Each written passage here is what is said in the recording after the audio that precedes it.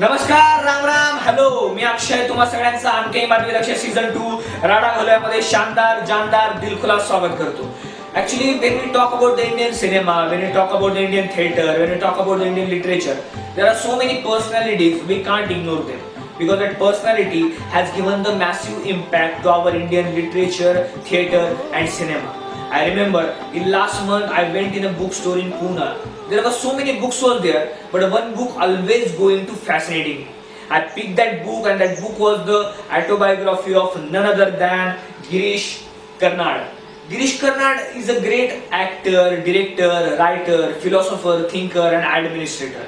Girish Karnad has traveled so many paths. He has given the great contribution to our Indian literature, theater and cinema.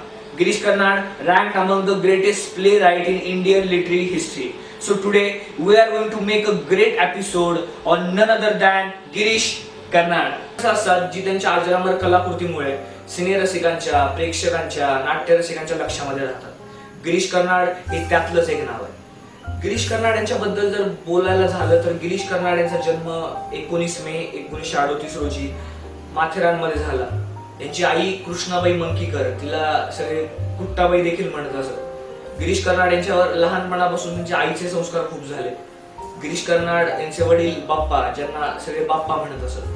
Girish Karnad जेव्हा लहान होते तेव्हा त्याचं सगळं शिक्षण हे कर्नाटकामध्ये झालं, धारवाडमध्ये. धारवाडमध्येच ते लहानाचे मोठे झाले. धारवाडमध्ये त्यांनी BA कर्नाटक युनिव्हर्सिटी मधून ते BA झाले. त्यानंतर गिरीश कर्नाड यांना एक अपॉर्च्युनिटी चालून आली, ती म्हणजे त्यांना MA साठी ऑक्सफर्ड युनिव्हर्सिटी इंग्लंडमध्ये जायचं होतं. त्यासाठी गिरीश कर्नाड यांना रोड्सची स्कॉलरशिप मिळाली इंग्लंडला जाण्याकरता. पण आता इंग्लंडला तर गिरीश कर्नाड यांना जायचं होतं, एवढी चांगली अपॉर्च्युनिटी त्यांना आली होती, पण घरी काय सांगणार. वडिलांना त्यांनी सांगितलं की मला इंग्लंडला जायचंय, मला रोड्सची स्कॉलरशिप मिळाली आहे, मला पुढे जाऊन तिकडे शिकायची इच्छा आहे. पण याच दरम्यान त्यांचा नाटकांशी वगैरे त्यांचा संबंध गिरीश कर्नाड यांचा आलेला होता, कॉलेजच्या माध्यमातून वगैरे.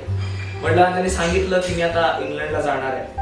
पण वडील त्यांना म्हणाले की तुझी जर इच्छा असेल तर तू जा इंग्लंडला, पण इंग्लंडला जाताना मी आय विल पे, फक्त जातानाचं तिकीट मी तुझ्यासाठी बुक करू शकतो, बाकीचं तुला सगळं मॅनेज करावं लागेल. वडिलांकडे त्यांनी हट्ट केला. वडिलांनी जातानाचं तिकीट फक्त काढून दिलं आणि ते ऑक्सफर्ड युनिव्हर्सिटीमध्ये पोहोचले.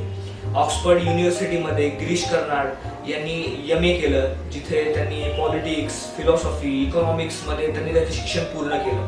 आणि ऑक्सफर्डमध्ये असतानाच ते युनियन सोसायटीचे अध्यक्ष देखील ते ऑक्सफर्ड युनिव्हर्सिटीमध्ये झाले. आणि याच दरम्यान 1960 साली गिरीश कर्नाड यांनी एक नाटक लिहिलं, ते होतं ययाती. ययाती हे एका राजावर नाटक होतं, ज्याच्यामध्ये पुरुची भूमिका जी गिरीश कर्नाड यांनी या नाटकाद्वारे लिहिली होती, ही भूमिका सुद्धा खूप गाजली. त्यानंतर 1964 साली गिरीश कर्नाड यांनी तुगलक हे नाटक लिहिलं. तुगलक या नाटकाने तर अक्षरशः धिंगाणा केला. तुगलक या नाटकाचे 100हून जास्ती प्रयोग झाले.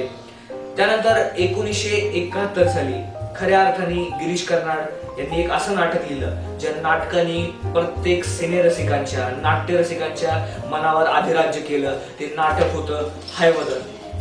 त्यानंतर गिरीश कर्नाड यांनी त्यांच्या कन्नड भाषेमध्ये काही नाटकं लिहिली, जी नाटकं सुद्धा रंगभूमीवर खूप गाजली, चालली. त्याच्यामध्ये अंजू मलिंगे हे एक नाटक होतं, तलेदंड, नागमंडल या नाटकांनी अक्षरशः धिंगाणा घातला रंगभूमीवर. त्यानंतर गिरीश कर्नाड हे एक चांगले ट्रान्सलेटर देखील होते. त्यांनी बरेच नाटकं अनुवादित देखील केले, ज्याच्यामध्ये बादल सरकार यांचं एवम इंद्रजीत हे एक नाटक होतं, जे नाटक त्यांनी इंग्लिशमध्ये त्यांनी ट्रान्सलेटर केलं. त्यानंतर महेश एलकुंचवार जे खूप मोठे नाटककार आहेत, त्यांचे नाटकं ज्याच्यामध्ये वासासी जिरनानी आणि धर्मपुत्र हे नाटक त्यांनी कन्नडमध्ये अनुवादित केले. गिरीश कर्नाड यांचे जे तुगलक हे नाटक होतं, त्या नाटकाचे मी म्हटल्याप्रमाणे 100हून जास्त प्रयोग झाले. ज्या नाटकामध्ये सिंहार सिंह यांनी त्यांच्या अभिनयाच्या द्वारे 100 नाटकाचे प्रयोग केले. गिरीश कर्नाड यांनी त्यांचं तुगलक हे नाटक त्यानंतर मराठीमध्ये सुद्धा आलं, ज्याचं दिग्दर्शन पुन्हा विजया मेहता यांनी केलं होतं.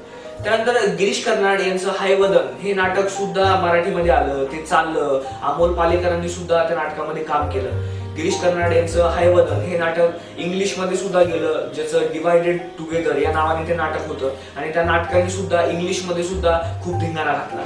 त्यानंतर गिरीश कर्नाड यांनी संस्कार या चित्रपटासाठी पटकथा आणि अभिनय म्हणून काम पाहिलं. त्यानंतर SL भैरप्पा यांची खूप गाजलेलं नोवेल होती, कादंबरी होती वंशवृक्ष. हा सिनेमा त्यांनी करायचं ठरवलं आणि त्यासाठी त्यांनी दिग्दर्शक, पटकथा या बऱ्याच बाजू सांभाळल्या. बी कारण यांच्यासोबत त्यांनी दिग्दर्शन केलं. काडू या चित्रपटासाठी सुद्धा त्यांनी दिग्दर्शन केलं, अभिनय केला आणि पटकथा या साऱ्या गोष्टी त्यांनी सांभाळल्या. त्यानंतर ते आपल्याला बऱ्याच मालिकांमध्ये गिरीश कर्नाड आपल्याला दिसले. त्याच्यामध्ये अंतराळ होता, स्वराजनामा आणि कानून की ठकुरानी या टीव्ही सिरीज गिरीश कर्नाड यांच्या खूप गाजल्या. त्यानंतर गिरीश कर्नाड यांना वंशवृक्ष या सिनेमासाठी राष्ट्रीय पुरस्कार मिळाला आणि त्यानंतर उत्सव या सिनेमासाठी त्यांना राष्ट्रीय पुरस्कार मिळाला. संस्कारसाठी त्यांना राष्ट्रीय सुवर्ण पदक मिळालं. त्यानंतर गिरीश कर्नाड हे आपल्याला बऱ्याच पॅरलल सिनेमामध्ये सुद्धा दिसले, ज्याच्यामध्ये श्याम बेनेगल आणि गोविंद निहलानी या दिग्दर्शकांसोबत त्यांनी काम केलं. ज्याच्यामध्ये स्वामी सारखा सिनेमा होता जो खूप गाजला, निशांत होता तो सुद्धा खूप गाजला, मंथन सारखा सिनेमा होता. हे प्रत्येक वेगवेगळ्या धाटणीचे सिनेमे गिरीश कर्नाड यांनी पॅरलल सिनेमाच्या माध्यमातून केले आणि प्रत्येक सिनेमा एक वेगळ्या धाटणीचा होता जो खूप गाजला. त्यानंतर गिरीश कर्नाड मराठीमध्ये सुद्धा त्यांनी काही काम केलं, ज्याच्यामध्ये एक सिनेमा आवर्जून सांगण्यासारखा होता तो म्हणजे जब्बार पटेल यांचा उंबरठा हा एक सिनेमा होता. तसं बघा उंबरठा या सिनेमाची गोष्ट ही थोड्या वेगळ्या पट्टीतली होती, पण या सिनेमाचं दिग्दर्शन केलं होतं जब्बार पटेल यांनी आणि हा सिनेमा सुद्धा खूप गाजला. सो आजचा आणखी बातमी रक्षाचा एपिसोड तुम्हाला कसा वाटला हे आम्हाला आवर्जून कळवा. आणि आज आपण दरम्यान गिरीश कर्नाड यांच्यावर आजचा एपिसोड केला, त्यांना डेडिकेट केला. सो तुम्हाला आवडला असेल तर लाईक करा, सबस्क्राईब करा आणि शेअर करा.